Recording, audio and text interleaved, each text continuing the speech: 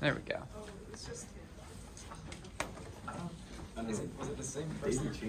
Because one of those changes makes me look more qualified, and the other one makes me look less qualified. Because they added a year to my coding experience and they passed out last year.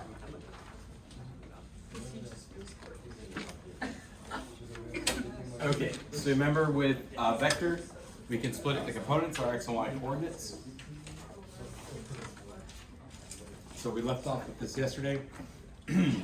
And so if we were to split this into our x and y components, what would we use for our x component? Would we use sine or cosine? Cosine. Cosine. What about for the y component? Sine. So for our x is cosine, y is sine, and then if we want to find the original, we could use Pythagorean theorem. Okay. And whenever we're talking about any kind of angles, we always say it's with respect to the x-axis. If you guys, pretty sure you guys have already done. You guys have done polar coordinates, right? Like you start in the x and you start going around counterclockwise. No. So like you go here and you go like this. So if something goes around one time, it would be 360 degrees. Oh, that Kind of remember doing that? Yeah. So that's kind of how we think of it here. Is we start on the x-axis. And then we're always taking it with respect to the x-axis. So that angle, theta, would always be with respect to that x.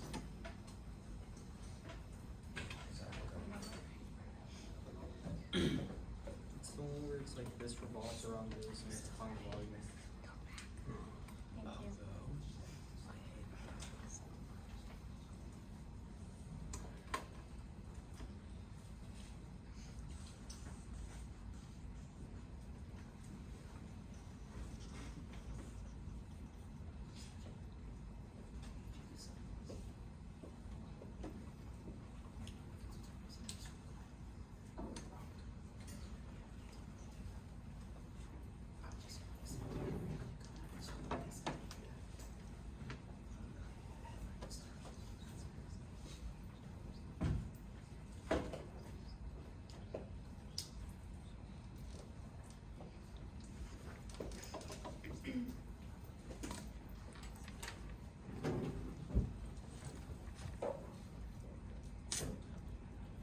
Okay. So we have an example like this. So we have a vector, so we have velocity of 20 meters per second. We want to know what the components of this velocity vector are, and it is 30 degrees to the horizontal. So we want to break it into the components. So let's look at the x. So what are we going to use for x? Are we going to use sine or cosine? Cosine. I forgot I had the little triangle. So our x component would be velocity times cosine of 30 degrees. Since we already know what the hypotenuse is, we're going to use that 20. Plug in our values, we get 17.32. And then we do the same thing with the y, but now we're going to use sine. So nothing too crazy there. Should kind of be familiar. Any questions on those?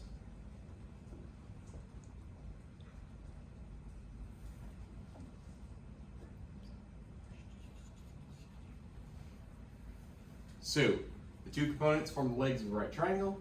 And so if we need to find the hypotenuse, let's say we're given the components and we need to find what the vector is itself, we would use Pythagorean theorem. We could also use inverse tangent. That will work as well. We have the angle, or if we're looking for the angle. So sometimes we do need to find the angle, which is a little different than AP1 because normally they would just give us the angle, but now we may need to solve for it. So you just need to do the trig to be able to solve for it. So hopefully that's nothing new and you remember SOHCAHTOA and all that.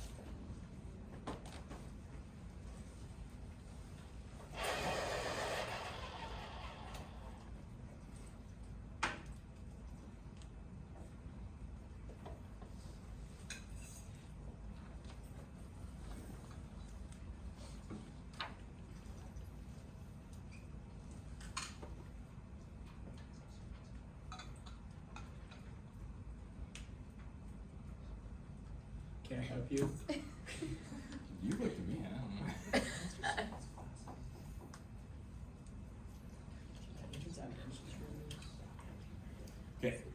So here's another example. This would be more similar to what you guys will see in this class. So it'll be something like find the magnitude and direction of a vector whose components are ax equals positive 3 and ay equals negative 4. So we'll look for the magnitude and direction of this vector. So first, let's find the magnitude. How are we going to do that? Pythagorean theorem. Easy enough. Nothing crazy. We get the magnitude as 5. Now we need to find the direction. What can we use for that? Inverse sine or inverse cosine? Well, we have the 5, so I mean we could use inverse sine, inverse cosine, or we could just even use inverse tan. That's fine too. Either one, anything will work once we actually have the magnitude. So inverse tan of ay over ax.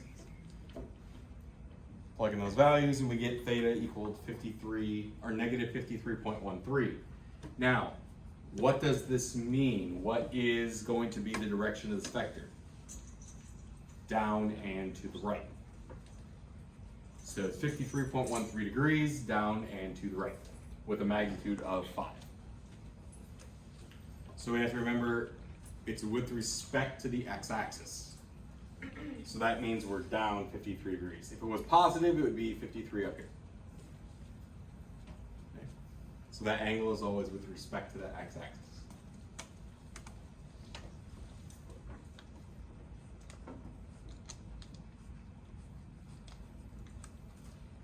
Any questions there?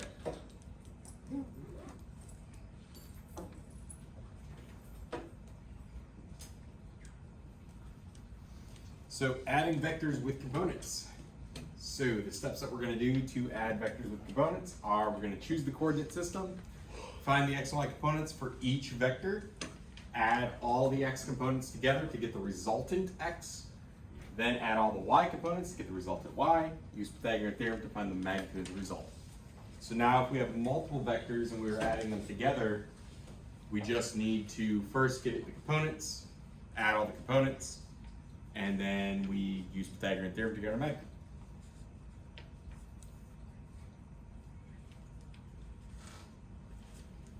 So we've done tip to tail method, but if we're on a coordinate plane, then we would add vectors this way. Because then this makes it a lot easier, because then we know the resultant a lot better, we know it more accurately.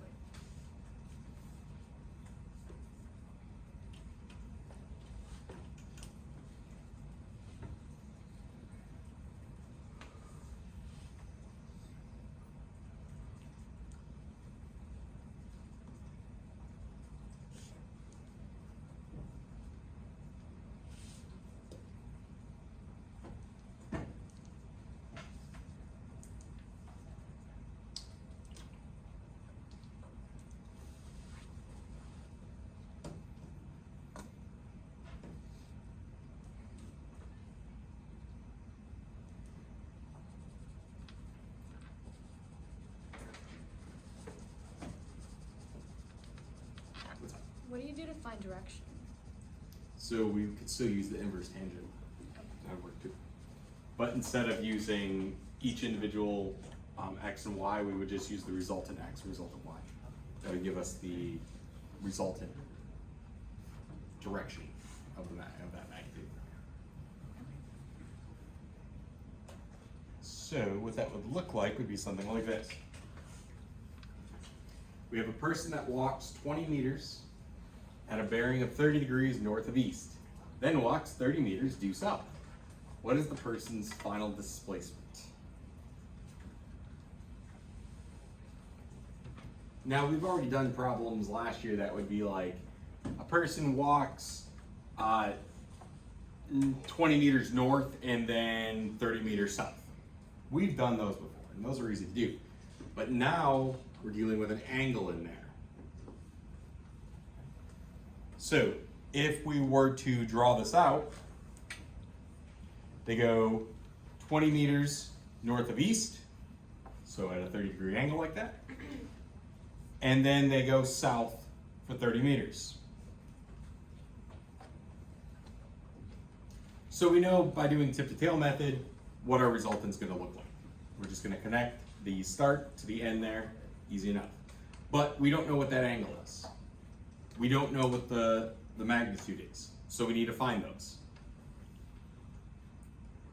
So there's our result. So we need to solve for that. So the first thing, let's look at the first one here. So the 20 meters at 30 degrees. We're gonna find the X component of that, and we're gonna find the Y component of it. So 20 cosine 30 degrees, 20 sine 30 degrees. Then we're gonna do the same thing with the second vector. So the X component and the Y component. Once we have both components, we're gonna add them together. So in the X, our resultant would be the 10 square root 3 plus 0. And then in the Y, we would get 10 minus 30, so negative 20 meters. So now we have the resultant in the X and the Y, and what's our next step? Pythagorean theorem. Pythagorean theorem. So we're going to use Pythagorean theorem with those resultants, the resultant components, I should say. We do that, we get about 26.46 meters is the length of that resultant vector. But now we need to find the angle. Well, we know just by looking at that, it's going to be a negative angle. We know that. But we need to figure out what it actually is. So we can use the inverse tangent again. And when we do that, we get negative 49.11 degrees. So that means we would say that the person's final displacement is 26.46 meters at 49.11 degrees south of east. Yes, that's kind of how they end up working. There usually will be one or two problems that will be similar to this on the actual AP exam, where it'll have just the two vectors and you just got to figure out maybe what angle that they're at. So it might have like 49.11 south of east. It might say south of west. It might say north of east. So really it's just the direction is kind of what you're looking for. So you might not even have to do the actual calculation, because just by doing tip to tail, it makes sense that it's going to be southeast. But you do need to know how to do it, just in case it does ask you for that angle measurement.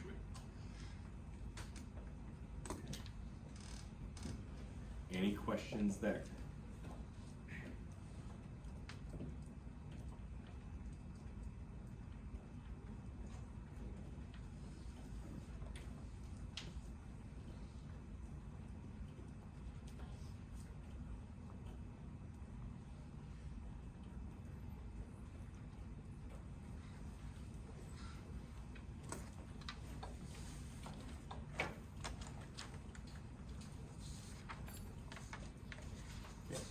Position and displacement in 2 dimensions. So the position of an object, remember, is described by its vector, and the displacement is defined as the change of position. So we already know what displacement is. If we were to have, let's just say we have a person kind of walking, kind of like this kind of shape, the path of the object, and we want to know the displacement. Well, we take final minus initial. We already know that, nothing too crazy. But we can also do that on a graph as well.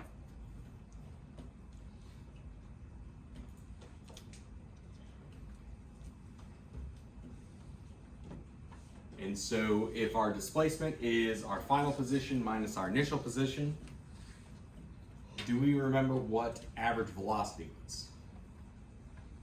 Final position minus initial position over time. Yeah, so basically displacement over time. And you remember average velocity is different from instantaneous velocity. Instantaneous velocity is just your velocity At an instant. at an instant. Basically whatever your speedometer is reading when you look down at that moment.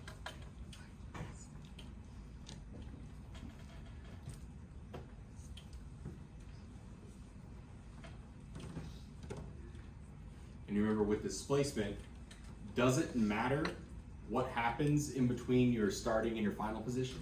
No. No. Displacement only matters where those positions are.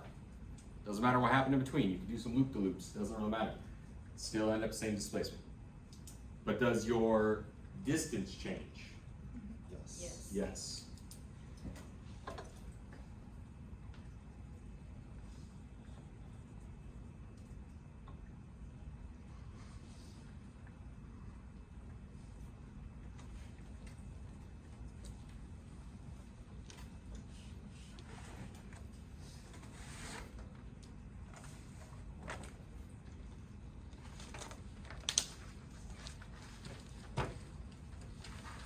So I kind of already mentioned it, but remember average velocity is our displacement over a change in time.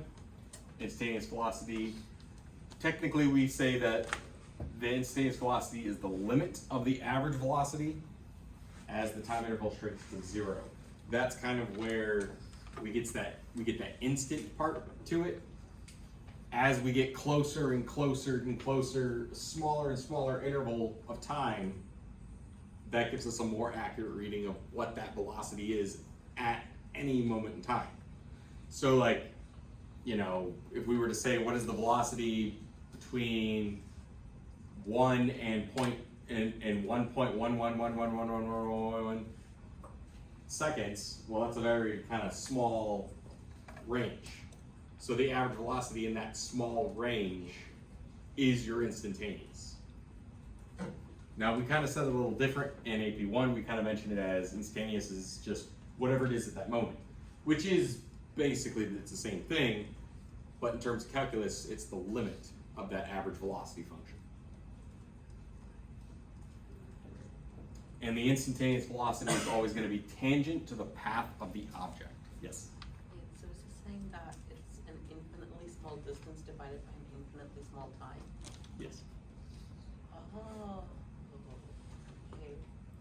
Because we're trying to take the velocity at a single snapshot in time. So if we kind of zoom in to an infinitely small graph with very small interval of difference of time, that should be our instantaneous, is that average of those points. Okay, so all infinities aren't the same. Nope. Well, there's still infinity plus 2? Or what about infinity squared? Well, you can't. Infinity's not a number. It is. It's not just one number. It's more. Well, yeah, but it's not. You can't treat it like a 0 to number. 1, It's, 0 to 100. yeah, those are the same size. Like it's just different. Like it's not. Infinity between 0 to 1 and 0 to 100. It's like Infinity saying is- 0.9. It's not like a specific number. It's I the, love that. it's how many numbers Because there it makes are, sense. which is Yeah. like a. So we have a particle's position is given by the following. So we have 4t in the x direction, and in the y direction we have 2t squared. What is the magnitude of the object's velocity at t equals 3 seconds?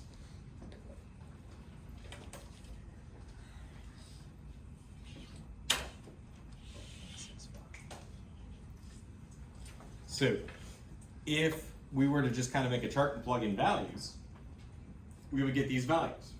So we see that in our x's, we're just gaining 4 every time, which makes sense, it's 4t, and in our y's, we do have that square in there, and we also have that multiplied by 2.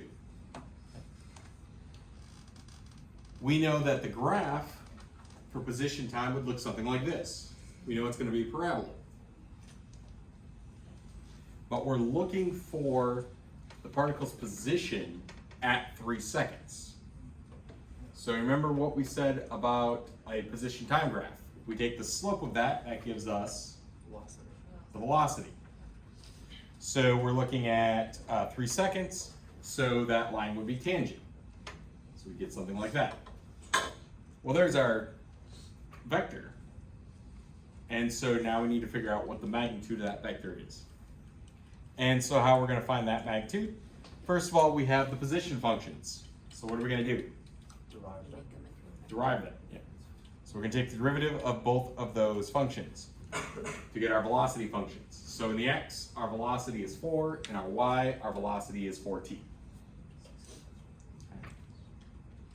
and we're looking for at 3 seconds. So we're gonna plug in 3 to both of these. So we get 4 in the X, and we get 12 meters per second in the Y. Once we have these, what do you think we need to do? Pythagorean theorem. Pythagorean theorem. So we take the components, plug it into the Pythagorean theorem, and we get our resultant magnitude here. So we get about 12.65 meters per second. So at 3 seconds, this particle should be moving at about 12.65 meters per second, and kind of in this direction. So yeah, we can find the angle if we need to find the angle, and so we would just use inverse tangent there. Yep. If this were ever on an FRQ, could we just leave it in component form? Unless it says not in component form, there are times where it'll tell you specifically, like do not write your answer in component form. Okay. So just kind of watch out for the way they word it. A lot of times, if it was an FRQ with something like this, each one of these would be a point, It would be 4 meters and per then second. this would be another point. And then Okay.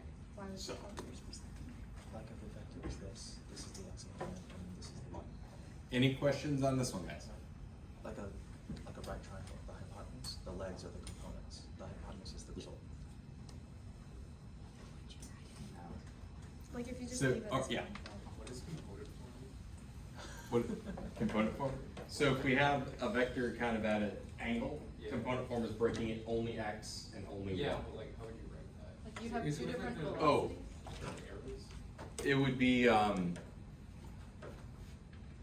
it be? all you gotta do is, you'd only have to say like vy, vx, it would be the components. You would have 2 different answers, right? Yeah, if it wants it in components, you would have both the y and the x. Yeah. Wait, what about the greater than less than parentheses? You wouldn't need those. Why? You're talking about like,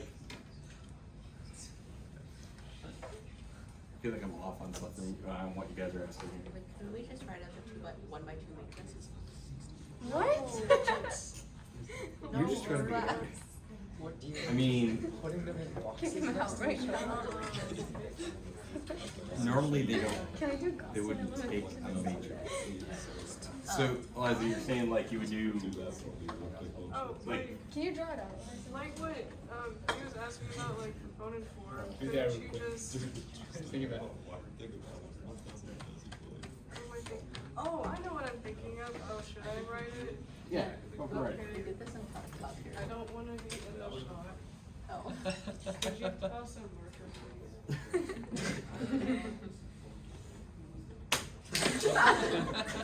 I didn't want to throw it too. Mr. Zacha, we talked about this. She's not wearing goggles. I know. I have No glasses. projectile. Did you throw a projectile without checking pictures with goggles? Okay, That's not very lab safety of you. That looks like demon test.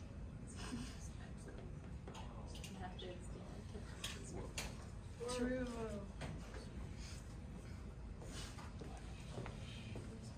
Why don't we just put these in a row and Oh, I know what you're talking about. Miss Buckley should do this. Oh, I remember. She was like, you got, wait, this, right? Yeah, that's polar. That you Wait, is that polar Someone coordinate? just. Oh, I yeah. don't remember. I feel like I blanked out for the last unit. You don't need it for Wait, Calvin. did we do a project before? Like the, Wait. oh, that's fine. We didn't do the polar forms, we just did the volume, the right axis. yeah, that's right. You're right. That's how we did it. But I kind of blanked out after. Oh, yeah, no, that stuff was useless. I think for polar No, yeah, coordinates, but we our use the started same really pretty. We made a Schreiber stick. Yeah, I see where you're trying to go with that. But then Um, the It's a jelly component pot. form we use that to Schreiber use that stick component. there. No, they wouldn't. I'm trying to remember if I've ever seen any of that. When did we use that what you- practice? I don't know. No, We use them in competency. Like, That was like like your two. project. Okay, I was like, please. What did you say? Unit 9, we use that notation with the,